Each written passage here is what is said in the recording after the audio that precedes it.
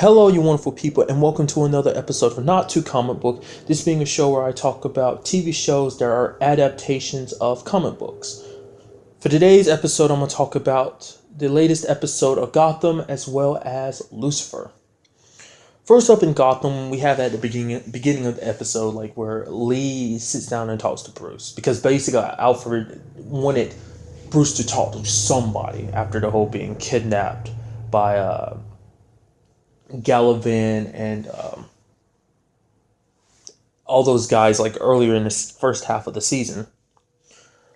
Bruce is saying he's okay, but Lee's like, "Are you really sure that you're okay? Are you sure you're not just kind of putting on this front?" He's like, "No, I wasn't afraid. It actually made me feel invigorated." He's like, "It made me actually feel alive." And he talks to her about there being like, two Bruces. He's like, is it possible for someone to be one person and be another? So, those constant little winks and nudges towards, him having a different persona in the future, obviously. Lee also asked him the interesting question of if he does catch the guy who killed his parents. He's been striving for that for so long. It's like, what will he do? He says that he'll, let the authorities handle it. But she's like, "Now, Bruce, I thought you said that you'd never lie to me." And he's like, "Well, maybe you're right, I did. But maybe it was the other Bruce that said that." Which I guess, in a weird way, you can count as like, that sounds a little psychotic. I mean, but I don't know. I don't think Batman's the most stable of superheroes, but I mean, that's just me. Doesn't mean I don't love him or anything. It's just like, when you break it down psychologically, Batman's not the most stable of superheroes. Maybe he actually is. Just my interpretations from the different forms of Batman I've seen throughout the years. So it's like, nevertheless, moving on. We have the GCPD using Nora as bait to lure Mr. Freeze out. They're going to take her to Arkham and kind of let the information slip out. This is where Nora is. And hoping they can lead him into a trap and take him down. I mean, obviously, Mr. Freeze is no idiot, so he sees through this pretty easily. And he's like, "It doesn't matter if it's a trap, I'm still going to go there." You have Lee accompanying Nora to the Arkham hospital ward because she's like, "Oh, she's my patient, and I'm not going to leave her alone." And you have that interesting conversation between Nora and Lee, where you have Nora talking about the fact is that she feels guilty that her husband's done all these bad things because she saw the signs, kind of him walking that dark path, that darkness emerging in him, but she loved him so much that she didn't stop it, which reflects heavily with Lee because she's dealing with the exact situation with Jim. So that was kind of a nice conversation. And, interestingly enough, something I kind of skipped over is the fact is that the same room that Nora is in is right beside a comatose Barbara. Lee not too happy about it, even going as far as calling Barbara a bitch. So, which she's pissed at Barbara. She hates Barbara, and quite understandable. We have there's that moment where Strange starts doing those experiments to Penguin. It kind of makes me a little sad because Jim and Harvey saw him, and they're kind of notice that Penguin's not kind of 100% right in the head, and Hugo's like, "Oh, don't worry about that. We just gave him a mild sedative." It's like, no, you shocked the crap out of him. And then, he's up there, can't even play Duck, Duck, Goose right because he's so messed up in the head right now. At one point, you have Penguin telling this to Jim, but Jim kind of didn't, believe him. And then he's like, "They're trying to help you. You are, unwell, mentally." And he's like, I lied for you, Jim. It wasn't me who killed Gallivant. It was him." Now, unbeknownst to Jim, Hugo has a security camera that's there that recorded that, and he was watching it. So obviously he's going to use that against Jim in the future. You know, he didn't say anything. He didn't bring it up the rest of the episode, but, you know, he's going to be hanging on to that little tidbit of information until he really needs Jim for something. And he's going to, what about the fact that you killed Gallivan, and uses it as leverage against Jim to do whatever he needs him to. I can already see that, like, unraveling. We also have in this episode Bruce buying a gun from Selena, because previously he had made a promise to Alfred. Alfred had given him a folder with the identity of the man he was looking for. It's this dude with the nickname Matches. I agree with Selena. Stupid name. Basically, Alfred has Bruce make a promise. He's like, you can't kill him, but I will. But Bruce is like, no, I'll be the one to kill him. He's like, no, we're not gonna work on this unless you promise me that I will be the one to kill him. You're too young to have blood on your hands. And Bruce says, okay. But like I said, he meets up with Selena to get a gun behind Alfred's back. And Selena's kind of trying to talk him out of it. She's like, you couldn't even push that guy out of the window. What makes you think you can do this? He's like, basically he's saying, I have to. This guy murdered my parents, so I have to. It's not a matter of can I or will I have to. But Selena's kind of like, but you know, Selena understands how much this means to Bruce, so. We also have Mr. Freeze, and obviously the big thing in this episode is Mr. Freeze coming to Arkham to get his wife. We get a first look at the suit that Mr. Freeze is kind of known for wearing, Gotham's version of it, which, you know, to me is not too far off from his suit from like that you might see in.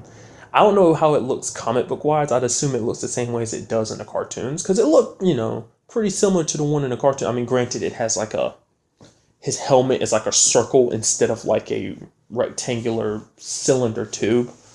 That's the only difference. But then again, this is kind of like the first version of it. Obviously, there's going to be a later version. I don't know. Maybe they'll keep that version. I get the feeling that they're going to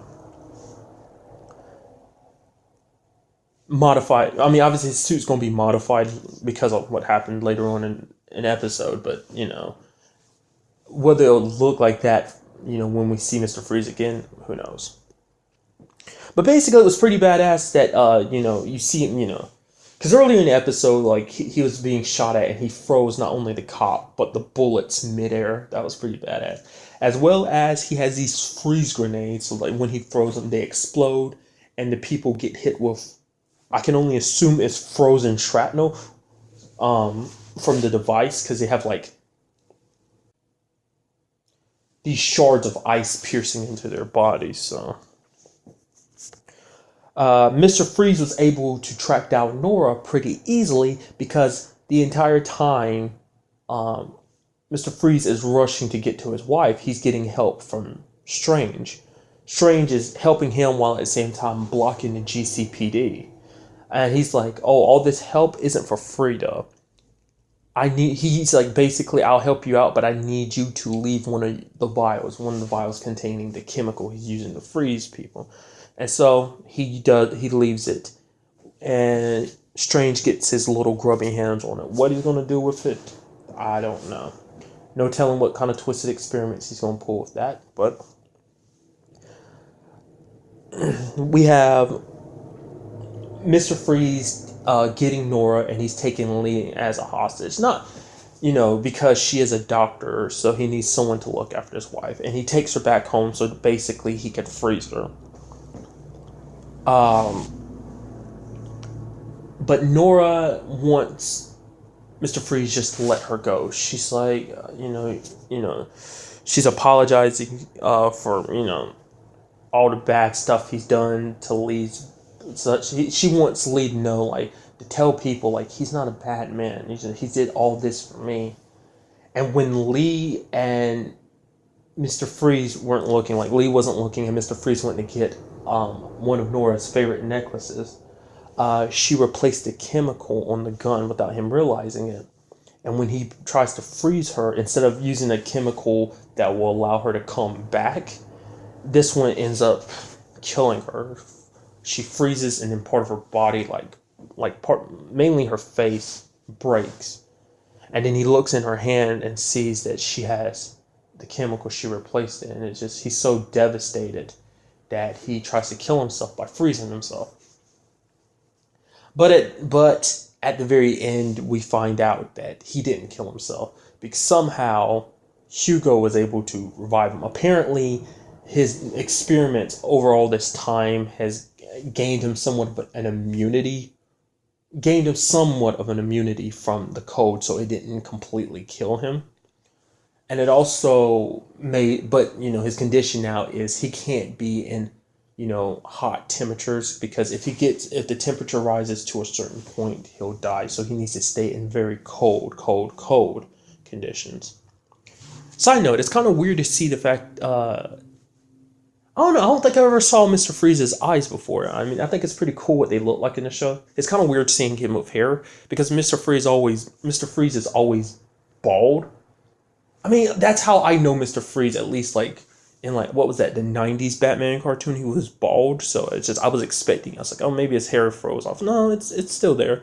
Maybe in different versions, Mr. Freeze has hair. I mean, it's not that big of a deal. It's such a nitpicky thing, but it's just I don't know. It's just weird seeing him with hair, because in my mind, the entire time I'm seeing Mr. Freeze, I'm thinking of that 90s version of Batman. So, and we also have Lee confronting Jim about everything, calling him out for the fact of using Nora to lure out Mr. Freeze, as well as this whole lie about Galavan. She's like, she knows whatever he told her isn't the truth. She's not specific. She doesn't know what specifically went down exactly, but she knows Jim didn't tell her the truth. And she's not saying Galavan didn't deserve it. He was a very bad man, but I think, she even said just what made her most mad is that he lied about it. So her and Jim are currently, at odds. It's I don't know. You do see her fighting to try and keep him on the right path, I guess. Because it's interesting, what the show does, because you have Gordon's always been referred to as, this, upstanding guy, and for you to see, no, he wasn't all that upstanding back in the day. I mean, granted, this is just this show. I mean, I don't know, makes you wonder, I think it's kind of interesting to see, he isn't a perfect human being. He made mistakes along the way, So, but we'll just have to see how things between them develop and see what Strange's whole situation is, because we see a lab, and that body, the first body you see, that is Galavan, right? Or is that someone else? Because that looked like it might have been Galavan, but I was like, what if it's not? Maybe it's just someone else, and I'm reading too much into it. I don't know. We'll just have to wait till the next episode to see where things, lead.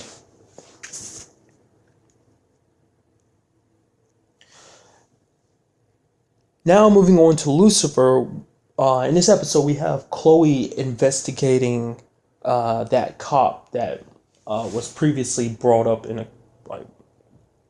2 or 3 episodes ago. That cop that she was investigating, which basically led to everyone and into all police officers hating her. She starts looking into that some more.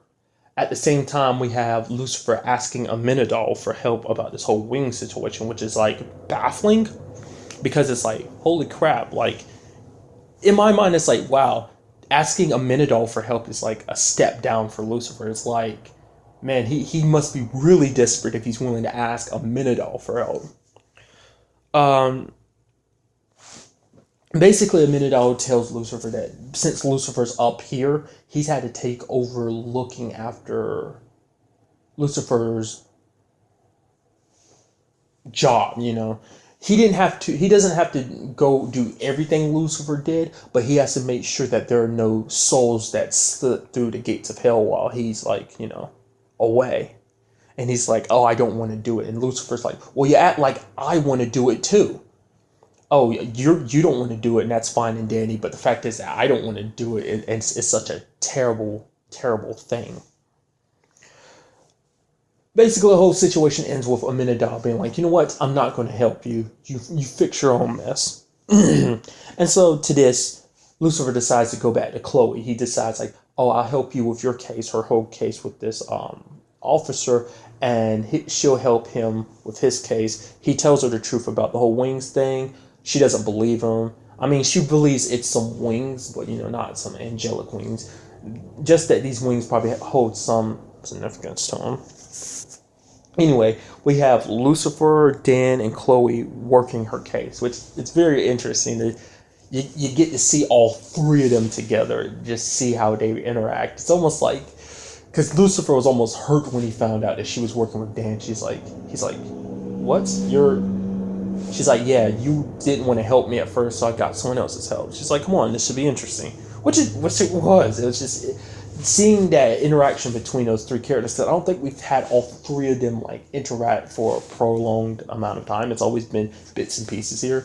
They were actually working together. And Lucifer helped Chloe see that there's a possibility that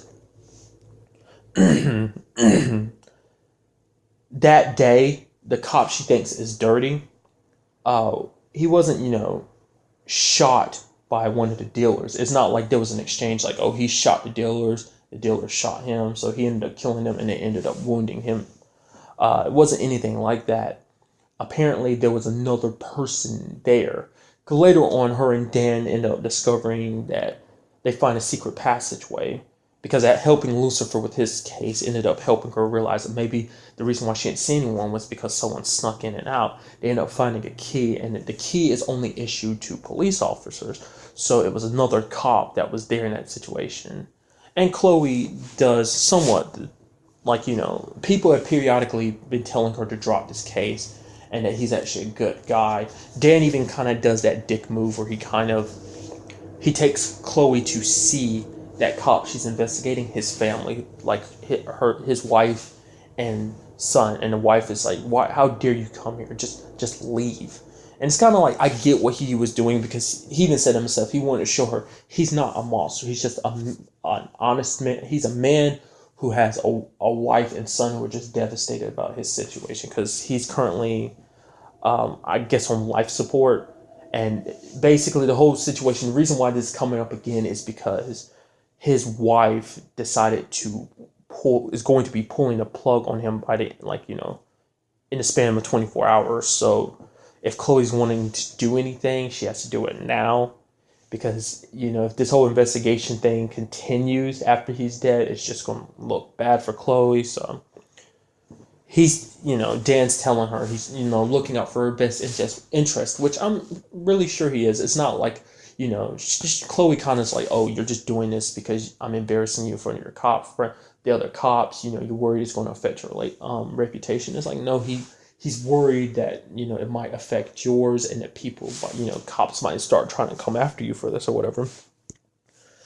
But, at his, the station where all the cops are gathered to say goodbye to him before his wife pulls him off life support, the guy's partner's up there kind of giving him a bit of a eulogy.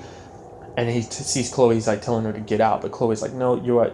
You guys are right. He's a good cop. I'm sorry and apologize. And, it kind of seems like everything's squared away. And she's walking away. And Dan's like, are you sure about this? She's like, yeah, a dirty cop will reveal himself. Personally, I'm thinking the person is the dirty cop has to be his partner. I'm thinking either his partner is dirty too, and he was just, his partner, they're both dirty, but his partner took him out just to cover his own tracks. Or maybe his partner was finding out the fact, or maybe his partner, the one that got shot, found out that, his partner was, dirty. So he was investigating his partner and ended up getting shot in the process. I don't know. I know that was confusing. I didn't bother learning anybody's names. I know it sucks, but on the other side of this episode, we have Lucifer learning that basically his wings have been sold at an auction that the FBI is going to be raiding soon. So he decides to infiltrate the auction. because basically humans cannot get their hands on his wings, because if they get powers of divination, it could lead to a hell of a lot of trouble. This is basically what Amenadal tells Lucifer. And Amenadal himself kind of shows up and he's like, there's no way I was going to leave you to handle all of this. And I kind of like the retort between the two. We never really seen them in kind of like a slightly less hostile situation, because most times when they talk to each other it's in a hostile tone and a hostile manner. Typically, I mean, granted, Lucifer kind of plays around every time, just he enjoys messing with Amenadal anyway, especially saying stuff he knows is going to piss Amenadal off. But anyway, they go telling him stuff like, oh, you finally have a sense of fashion, and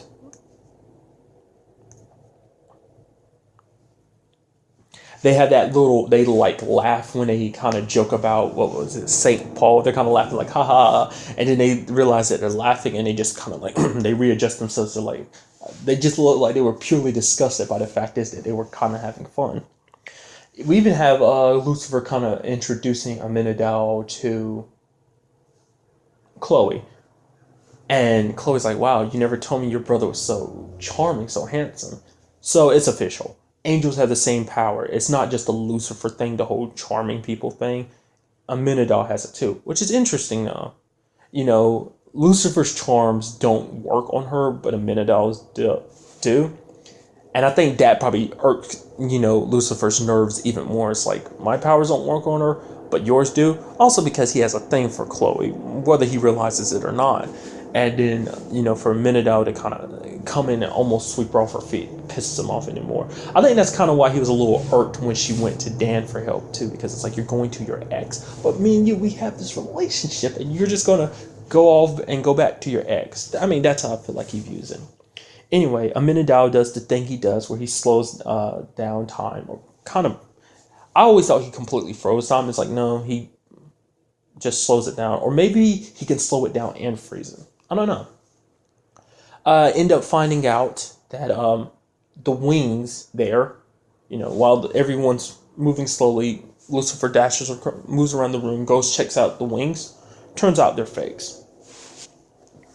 And looking at my notes, I completely skipped over the fact is that Amenadal now knows that Lucifer is mortal. Well, he can die like a mortal, which he found funny because, and Lucifer's like, what are you laughing? He's like, this whole time I've been worried about how to get you back to hell. All I have to do is wait for some random stranger, like some mugger, to kill you, and you'll end up popping back into hell anyway. All he has to do is bide his time until then. But Lucifer's pissed about the situation, finding out that the wings aren't real. He tracks down the auctioneer who had escaped when the FBI raided the place, and ends up finding his wings on display. And then before, he ends up asking the guy, like, who is the one who told you about my wings? Then we cut to, like, Lucifer on a beach, his wings at his side. And then Amenadal pops up and he's like, okay, I'm here to take the wings back to heaven. Because basically he's like, if Lucifer's not going to reattach his wings, he's going to take them back to heaven where they belong. But Lucifer decides to burn his wings, which I didn't expect him to do that. Part of me was thinking that they'd be like, I was like, the entire time I'm like, they're fake wings, obviously. He's kept the real thing. It's like, no, those are his real wings. He burned them. And it seems like it does hurt him to burn them. But at the same time, he even admits, like, he says, like, those wings kind of bound him. They were kind of his scapegoat as a means of him holding on to that life he once had, He made it despise, his father and his time as an angel, but he held on to it this entire time. So it meant something to him. He was always holding on to it as a way of possibly getting out. I don't know. Basically, the reason why he burned his wings because he found out Amenadal was the one behind everything.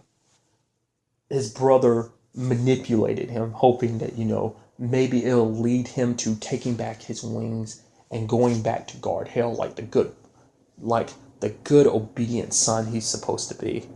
But Lucifer is saying, like, there's no way I'm not going back to hell. And you have Amenadal proceeding to beat the crap out of Lucifer. And Lucifer's like, good, brother, go ahead, brother, fall like I did.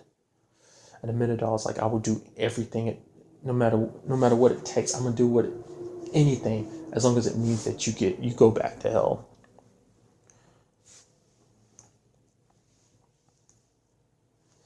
And then at the very end, we have that cop who was on life support, being taken off by his wife, dying. But at the same time, we see a hand touch the glass, and he's coming back to life. At first, I was like, oh, is that Lucifer? I was like, no, it must be Amenadal. I was like, no, why would it be Amenadal? But it is Amenadal for whatever reason. I mean, I guess just being an angel and performing miracles. I don't know why he did that. Maybe there's an ulterior motive for him doing that, or maybe he was just doing it, like I said, his job as an angel.